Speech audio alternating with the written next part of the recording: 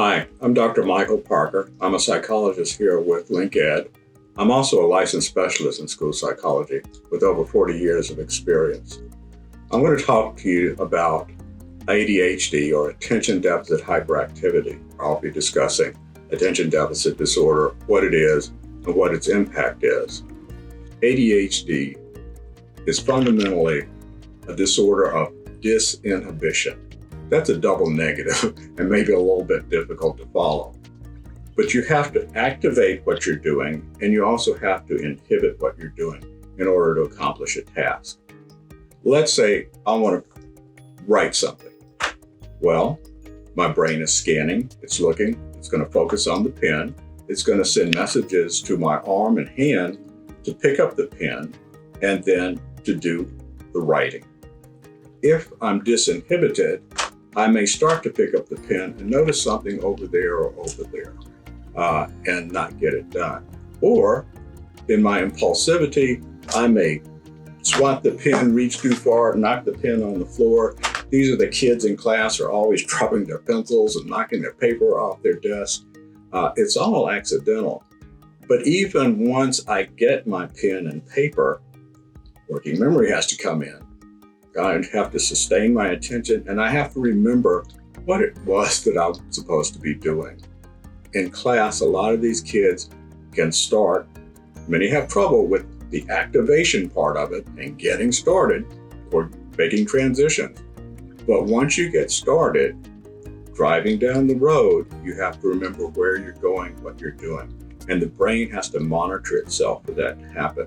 And with ADHD, that lack of inhibition, the ability to focus and sustain, interferes, and a lot of people start something and they don't finish what they're doing. What makes this a disorder? Great. Well, what makes anything a disorder? If the condition impairs our ability to function, to do our schoolwork, to do our job, to get along with other people, our social interactions, or the way we feel about ourselves, if there's a significant and typically sustained impairment in any of those areas, then it's a disorder. Dr. Margaret Weiss of Harvard University recently said in her presentation that ADHD exists at the intersection of executive functioning coping and the demands of the environment.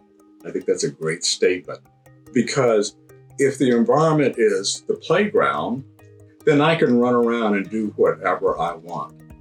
It's not having an impact on me accomplishing anything. I'm just having a great time, and that's fine. But I can't run around the classroom.